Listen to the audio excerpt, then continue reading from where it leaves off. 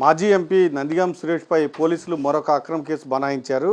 ఇప్పటికే 150 రోజులకు పైగా నందిగం సురేష్ను జైల్లో ఉంచారు. ఇప్పుడు తాజాగా మరొక అక్రమ కేసు బనాయించి తుళ్ళూరు పోలీసులు అరెస్ట్ చేశారు. అసలు ఏం జరిగింది అని చెప్పడానికి మనతో నందిగం సురేష్ భార్య ఉన్నారు. అసలు ఏం జరిగింది? 150 రోజులు జైల్లో ఉంచారు, బయటకు వచ్చారు. హెల్త్ ఇష్యూస్ ఉన్నాయి, అవి క్యూర్ చేసుకుంటున్నాం. నాకు హెల్త్ ఇష్యూ వచ్చింది తన కోసం తిరగడం వల్ల. అది క్యూర్ చేసుకోవడానికి నేను హాస్పిటల్ అడ్మిట్ అయ్యి నేను ఇంకా మెడికేషన్లోనే ఉన్నాను. ఈ టైంలో అమ్మ దగ్గర ఉంటున్నా, ఐసోలేషన్ రూమ్, కోవిడ్ అప్పుడు వేయించుకున్నాం ఒక రూము. నేను అక్కడి నుంచి ఎక్కడికి రోజు డైలీ సర్వీస్ లాగా ఇంటికి ఇక్కడ ఈయన భోజనం పెట్టుకొని అక్కడ అమ్మని చూసుకుంటున్నా. నన్ను దించడానికి అదే రోడ్లో ఈయన కారులో అటు వెళ్తున్నాం. అక్కడ ఘర్షణ జరుగుతుంది. మన పిల్లలు కొంతమంది తెలిసిన వాళ్ళు కొంతమంది అక్కడ ఉన్నారు. ఆ అబ్బాయి మాట్లాడే భాష అసలు ఎంత దారుణంగా కేసుని తారుమారు చేసేసి ఎంత దారుణంగా మీడియాల సపోర్ట్తో ఆ కేసుని హైలైట్ చేస్తున్నారంటే అసలు వీళ్ళకి దేవుడు భయం, మనుషుల భయం ఉందా లేదా, లేకపోతే ఇట్లా బరితెగించి మళ్ళీ రాజకీయాలు చేయడానికి 4 ఏళ్ళు బంగారం అంటోని రాజకీయాల్లో లేకుండా మేనేజ్లు చేసి చట్టాలని తర్వాత సిస్టమ్లను మేనేజ్ చేసి ఆయన కుర్చీ లాక్కున్నారు జగన్మోహన్ రెడ్డి గారిది. ఈరోజు మా మీద ఏంటి అంటే మేము రాజధానిలో ఉండకూడదు. మెయిన్ నేనేం చెప్తానంటే మేము రాజధానిలో ఉండకూడదని మీకంటే డైరెక్ట్గా బోర్డు పెట్టేయండి. నందిగం సురేష్ అనే వ్యక్తిని మేము రాజధాని నుంచి బహిష్కరిస్తున్నాం, రాజధానిలో ఉండటానికి వీలు లేదు. సురేష్ గారు ఫస్ట్ నుంచి తను మాట్లాడిన ఎజెండా ఏదన్నా ఉంది ఈ రాజధానిలో అంటే ఆయన మాట్లాడింది ఏంటి? బంగారం లాగా రాజధాని ఇక్కడ ఉండటం మాకు ఇష్టమే, కానీ 3 రాజధానులు అంటే అందరూ అభివృద్ధిలోకి వస్తారు అంటే అక్కడ 3 రాజధానుల్లో రాజధాని ఉంది, అమరావతి రాజధాని అనే ఉంది పాయింట్, లేదని కాదు. కానీ దీన్ని ఎలా వక్రీకరిస్తున్నారు? సురేష్ గారు రాజధానికి వ్యతిరేకమని. మాకు రాజధానిలో పొలాలు ఉన్నాయి, స్థలాలు ఉన్నాయి, మా ఇల్లు ఇక్కడ గజం మాకు 50,000 ఉంది. మాకు ఎందుకు వద్దు? మాకు రాజధాని ఎందుకు వద్దు? మాకు ఎందుకు కాకూడదు? మేము ఏం చెప్పాము? మా నాయకుడు స్టాండ్ని మేము ఫాలో అయ్యాము, మేము అనుసరిస్తున్నాం. మాకు ఆయన మాట ఏదన్నా మాకు ఉంది అంటే మాకు అది దేవుని ఆజ్ఞలాగా మేము ఫీల్ అవుతాం, మేము అదే చేస్తున్నాం. లేదు నీకేదన్నా ఇబ్బంది పర్సనల్ మాతో ఉంటే నువ్వేం చేయాలా? రాజధానికి నందిగం సురేష్ గారు వ్యతిరేకం అని ఎక్కడైనా మాట్లాడితే నువ్వు మీడియా పరంగా మా రికార్డులు బయటకు తీసి నువ్వు చూపించాలా. ఏం జరిగింది నిన్న అన్న ఇదే చెప్తాను నేను పాయింట్.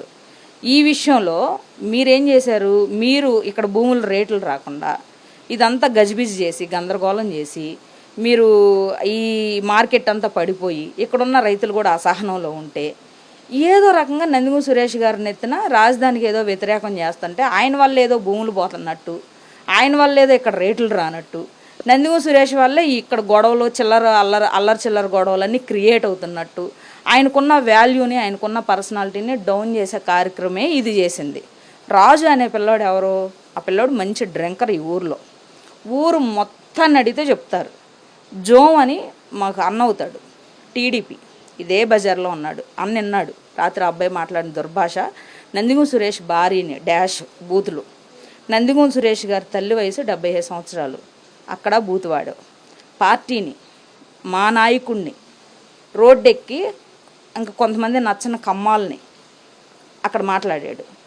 ప్రెసిడెంట్ గారు కోటేశ్వరరావు గారు ఎవరో ఉన్నారు ఇక్కడ, టీడీపీకి ప్రెసిడెంట్ ఆయన్ని ఆయన భార్యని ఎవరో శివకృష్ణ అని ఒక అక్కడ కొట్టు పెట్టుకొని ఒక అబ్బాయి అన్నాడు. వాళ్ళని బొడ్రాయి దగ్గర ఒక 20-30 మంది 20 నిమిషాలు అబ్బాయి చేసిన వేరంగం విన్నారు. నిన్ను దేనికి కొట్టారు, దేనికి తిట్టారు అని అంటే నందిగం సురేష్ గారు నిన్ను కొట్టిన దానిలో ఉన్నారా? నేను కారు దిగి కనీసం నిన్ను కొట్టి కానీ తిట్టి కానీ నేనేమైనా అన్నానా? అసలు నేను నోరెత్తానా? జరుగుతున్నది ఆశ్చర్యంగా చూశాను నేను. అది అయిపోయింది. ఆ అబ్బాయి ఇక్కడ మనకి కొంచెం రిలేషన్ ఉంది, బంధువు. ఇసుకపల్లోళ్ళు మా అత్తగారి తరఫున బంధువులు. టీడీపీ కార్యకర్త అని ఈరోజు చెప్పుకుంటున్నారు. టీడీపీ కార్యకర్త అని మీరే మోసుకొని ఆ పిల్లోడు ఇక్కడికి వచ్చి మా ఇంటి ముందు చేసిన వీరంగంలో ఆ పిల్లోడు అన్న మాట, అరే నాకు ఉండా గజాలు మొత్తం అమ్మి ఇచ్చేస్తా, వీడిని బూతులతో వీడిని వేసేయండి, వీడిని చంపండి. నందిగం సురేష్ గారిని అసలు అబ్బాయి మాట్లాడిన మాటలు మేము ఆశ్చర్యపోతానే ఉన్నాం. అప్పటికి మా పిల్లలు కొంతమంది కొట్టబోతుంటే, నాన్న ఒకటి ఆ అబ్బాయి బూతులు అన్నాడు అనుకో, ఒక మాట నేను అన్నాను రా ఏంటి అంటే కొట్టండి, నేను అనలేదు అంటే వాడు అబద్ధం చెప్పాడంటే వాడు భయపడన్నా చెప్పాలి, వాడు సచ్చినన్నా సావాల. ఈ రెండిట్లో వాడికి ఆ రెండిట్లో ఆ నీతి లేనప్పుడు మీరు కొట్టడం అనవసరం, తిట్టడం అనవసరం. ఇక్కడ ఆర్గ్యుమెంట్ వద్దు. వాళ్ళ నాన్న వచ్చాడు, వాళ్ళ బావ వచ్చాడు, నాగరాజు అన్న వచ్చాడు, వాళ్ళకి సొంత బావమర్ది అన్న, మా పెద్దమ్మ కొడుకు అన్న వచ్చి, అన్న ఈ మాట అన్నాడు మావయ్యని, సురేష్ భార్యని అంటే పెళ్ళాన్ని అని అన్నాడు అన్న, నీకు కరెక్టేనా ఈ మాట అంటే మీకు బాధ ఇదా లేదా అని అన్న.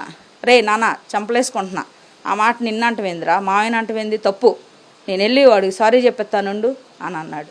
ఈ లోపల ఆదరికి వెళ్ళి దుర్భాషలో విచ్చలవిడిగా మాట్లాడి చంపేస్తాను, నరికేస్తాను, వాడిని ఏదో ఒకటి చేసేయాలి, నేను అటెంప్ట్ మర్డర్ కింద క్రియేట్ చేసేసి చాలామందిని పోగేసేసుకొని, ఆ పిల్లోడికి నిజంగా చెప్పాలంటే అంత ఇది లేదన్న, ఇది అంత నాలెడ్జ్ లేదు.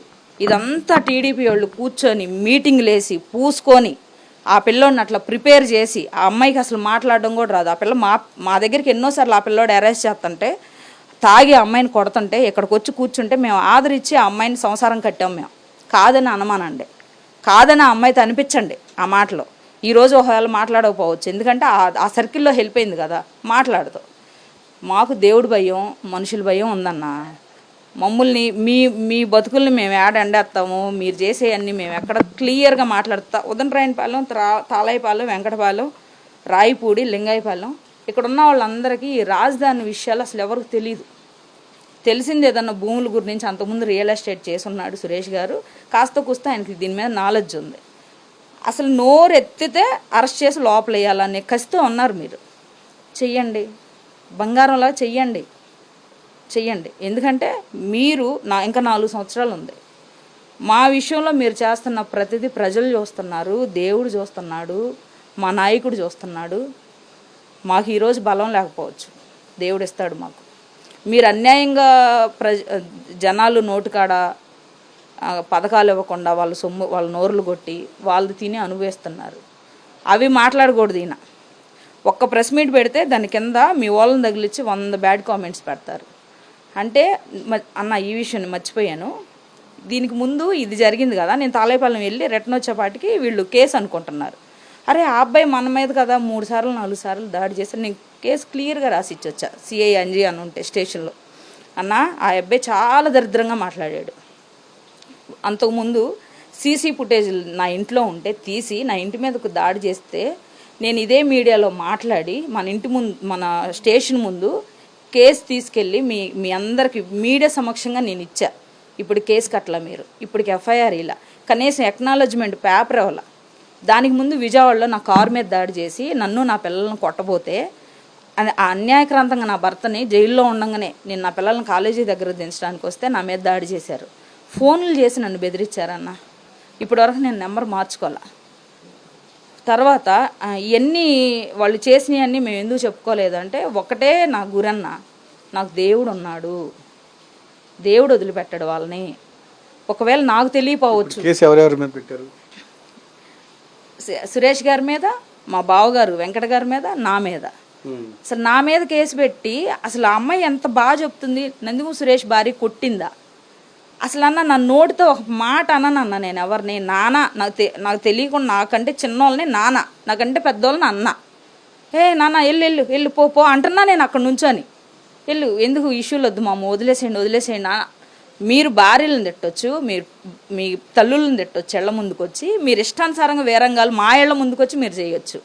విషయం ఏంటి, చంద్రబాబు నాయుడు గారిని, లోకేష్ గారిని ఎవరో అసెంబ్లీలో వాళ్ళ స్థాయికి తగ్గ వాళ్ళు మాట్లాడితే ఈ రోజుకి మీరు వదల్లా, మీరు జైలు చేపిస్తున్నారు. అంటే మీరు ధనవంతులు, మీరు కులంగల్లా వాళ్ళు, మీరు చాలా అన్నీ ధరించుకొని పరిశుద్ధంగా పవిత్రంగా దిగొచ్చారు కాబట్టి మీకు మీ భార్యలనన్నా, మీ తల్లులనన్నా, మీ పిల్లలనన్నా మీరు చాలా సేఫ్ గేమ్లు ఆడతారు. నా భర్తకు రాటల్లా, వస్తే స్టేషన్ జైల్లో ఎందుకు కూర్చుంటాడు అన్న. వెళ్ళి ఇంటి డోర్ పగలగొట్టి, గేట్లు పగలగొట్టి లంకలో పండుకున్నారు ఆయన. పడుకుంటే డోర్ మేము ఎదర గేట్కి తాళం వేస్తాం. మీరు దొంగను పట్టుకున్నట్టు, ఉగ్రవాదిని పట్టుకున్నట్టు పొలాల్లో గుండా అటు కొంతమంది బెటాలియన్, ఇటు కొంతమంది బెటాలియన్, ఇటు రోడ్ల మీద బస్సులు పెట్టుకొని ఏంటన్నా ఆ అవమానం ఏంటి? మమ్మల్ని ఉన్నిస్తారా, ఉన్నీరా? ఏదో ఒకటి క్లారిటీ ఇవ్వండి. సిఐ గారు స్టేషన్ దగ్గరికి వెళ్తే నాకు తెలియదు అన్న, నేను ఇంటి దగ్గర నుంచే బయలుదేరి వెళ్ళా. స్టేషన్ దగ్గరికి వెళ్తే డిఎస్పి గారు ఆయన సివిల్లో ఉన్నారు.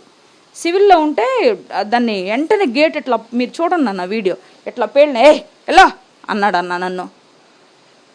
స్టేషన్కి ఎవరికైనా డోర్స్ ఓపెన్ చేసే ఉంచుతారు కదా, ఏ సమస్య అయినా అవునో కాదో చెప్పుకుంటారుగా. రాజు అనే వ్యక్తి మాకు సంబంధించినోడు, మా మనిషి.